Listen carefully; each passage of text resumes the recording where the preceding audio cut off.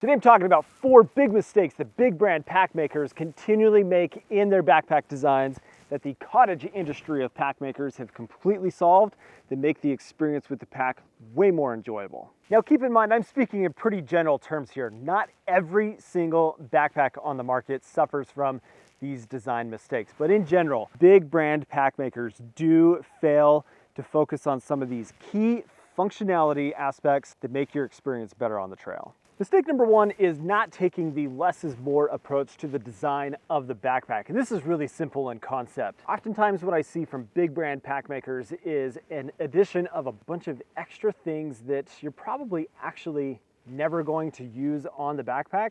They add complexity and confusion to the use of the pack, and it's extra weight that you're carrying for things, like I said, you may never actually use on the backpack. Streamlining the pack design and only putting on what you absolutely need function-wise to make it work for you and the type of trip that you're going on really does make more sense. I do understand though that often with a larger pack, maybe 50, 60 liters, you're gonna be using that for several different styles of trips. So do understand that having some of those things like extra pockets, strapping, and places to lash more gear onto the pack can be helpful, but in a lot of cases, it's just unnecessary. Mistake number 2 just may be the biggest mistake that we talk about today, and that is not making access to water bottles in the side pockets of the pack more accessible and a higher priority in the design.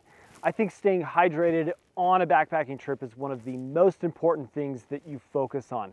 If you get dehydrated, that can cause so many issues with being able to enjoy yourself on the trail.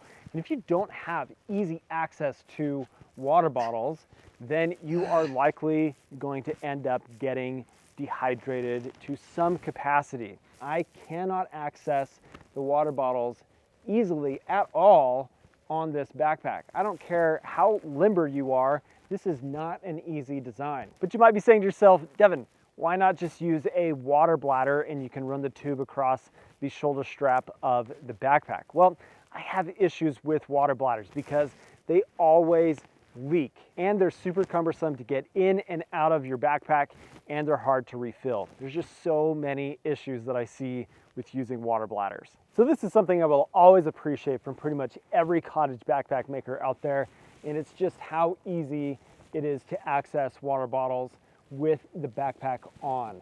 Anytime you have to stop and take your backpack off to get a drink of water is just going to slow you down and you're not going to drink as much water. Mistake number 3 might seem kind of silly, but it is when side compression straps are routed over top of the side pocket of the backpack. What this does is it limits the functionality of the pocket, especially if you are trying to access water bottles and you've got that cinched down really tight. It can make it difficult to get the bottle out, but even more difficult to get the bottle in because the bottom of your water bottle is going to catch on the webbing of that strap. You don't necessarily need compression on the bottom of the backpack.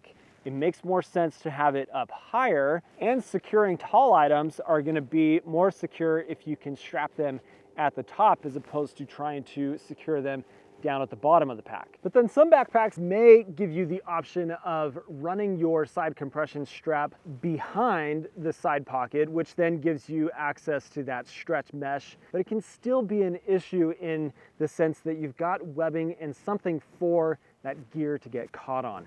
I just don't think that side compression straps over or behind your pocket this low on the pack makes any sense at all. Mistake number 4 is just the simple fact that hip belt pockets just seem to be an afterthought when it comes to the overall design of a backpack.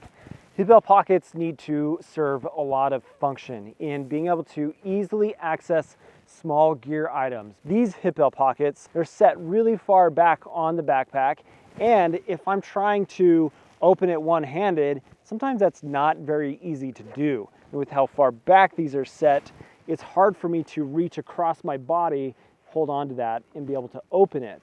And they're just not very big. So if I'm trying to put my phone in there, it's kind of a pain in the butt. So as a comparison, here is a hip belt pocket that I really enjoy because it's very easy one-handed operation, and it very easily fits my phone inside of it, and I can put other things in there. I can easily get my phone in and out. When a pack is being designed, give me hip belt pockets that are functional. Those are my 4 mistakes and some hot takes on designs from big brand pack makers. Thanks for watching. See you later.